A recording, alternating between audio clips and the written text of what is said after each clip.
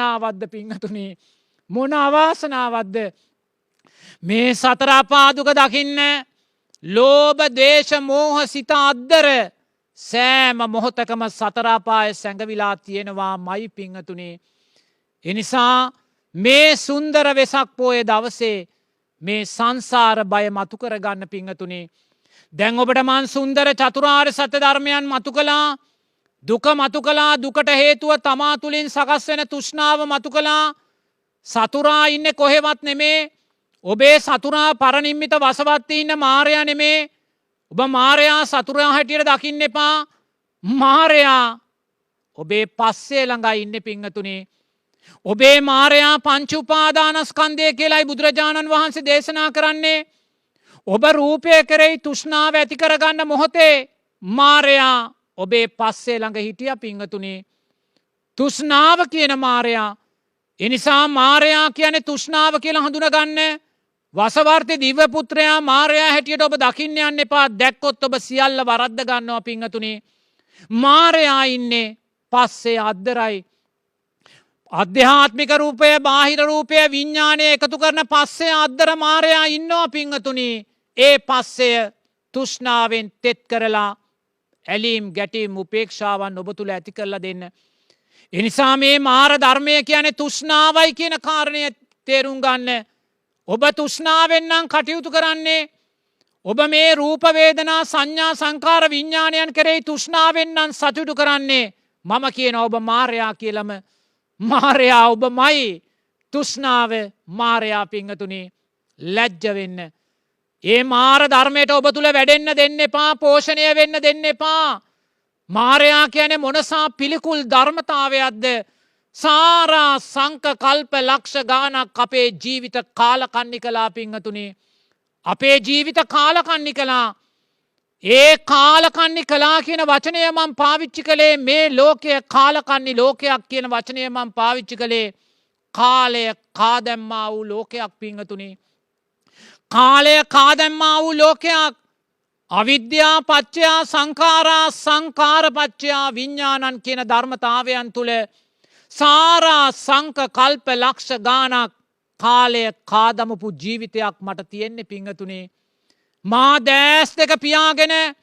සාරා සංක කල්ප ලක්ෂ ගානක් ඈතට මගේ හිත විහිදෝනවා පිංහතුනේ දීපංකර බුදුරජාණන් වහන්සේ පාදමූලෙදී නියත විවරණ ගන්න දවසෙත් අපේ ගෞතම බුදුරජාණන් වහන්සේ මම කාලය කාදමමින් මේ බවාත්‍රයේ කොතනක හරි හිටිය පිංහතුනේ අතීතයේ බුදුරජාණන් වහන්සේලා දසදහස් ගානක් පහළ වෙන කාලවලත් මේ කාල කන්නියා කාලය කාදමමින් මේ බවාත්‍රය තුළ හිටිය පිංහතුනේ මම ලැජ්ජ නෑ කියන්න මම කාලකන්නිය කියලා මම සැබෑ ධර්මයේ අර්ථයෙන් කාලය කාදැම්මා වූ කාලකන්නියෙක් ඔබ කැමතිනම් ඔබටත් ඒ චෝදනාව නගාගන්න කැමතිනම් විතරයි මං කියන්නේ නමුත් මම ප්‍රසිද්ධියේ කියනවා මම සාරා සංක කල්ප ලක්ෂ ගානක් කාලය කාල දැම්මා වූ කාලකන්නියෙක් කියලා පිංහතුනේ කාලය කාදමමින් ආවා බුදුරජාණන් වහන්සේ දේශනා කරනවා මේ රූපය ඔබව කනවා මේ වේදනාව ඔබව කනවා මේ සංඥාව ඔබව කනවා මේ විඤ්ඤාණය ඔබව කනවා මේ සංස්කාරයන් විසින් ඔබව කා දමනවා මහණෙනි කියලා කා දමනවා දෙයනේ සාරා සංක කල්ප ලක්ෂ ගානක් කුසලය කා දැම්ම මේ රූපය විසින් පින කා දැම්ම මේ රූපය විසින් සුගතිය කා දැම්ම මේ රූපය විසින් විදර්ශනා නුවණ කා දැම්ම මේ රූප වේදනා සංඥා සංකාර විඤ්ඤාණ විසින් මාගේ නිවන් මාර්ගය සංසාරේ කා දැම්ම කාලකන්නේ සංස්කාර ලෝකයක් මේක පිංහතුනේ එනිසා මේ වියරු සංස්කාර ලෝකයේ තෘෂ්ණාවෙන් ගොඩ නැගුණා වූ අවිද්‍යාවෙන් මූල බීජයෙන් මතුණා වූ තෘෂ්ණාවෙන් පෝෂණය වුණා වූ මේ කාලකන්නි ලෝකය හඳුනගන්න පිංහතුනේ ඔබ සාරා සංක කල්ප ලක්ෂ ගානක් කාලය කාදැම්මා වගේ තව කාලය කාදමන කෙනෙක් වෙන්න එපා බුදුරජාණන් වහන්සේ ජීවමානව දඹදිව වැඩහිටපු අවුරුදු 45ත් ඔබත් මමත් සමහර විට දඹදිව ඉන්න ඇති එදත් කාලේ කා දැම්මා රූපය කෙරෙහි තුෂ්ණාවෙන් රූපය කාල දැම්ම ඔබව. වේදනාව කෙරෙහි තුෂ්ණාවෙන් වේදනාව කාල දැම්ම ඔබව. පිංහතුනේ අවසානයේ අපේ සුගතියත්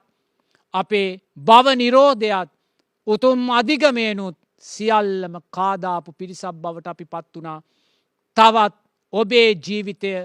කාලය කන කාලකන්නේ ජීවිතයක් බවට පත් කරගන්න එපා. කාලයෙන් ගන්න තින සැබෑ ප්‍රයෝජනය අරගන්න පිංහතුනේ අරගෙන මේ සංසාර බය දැකලා මේ ගෝර කටුක භයානක සංසාරයෙන් එතර වෙන අධිෂ්ඨානය මේ සුන්දර දවසදී ඔබ ඇතිකරගන්න.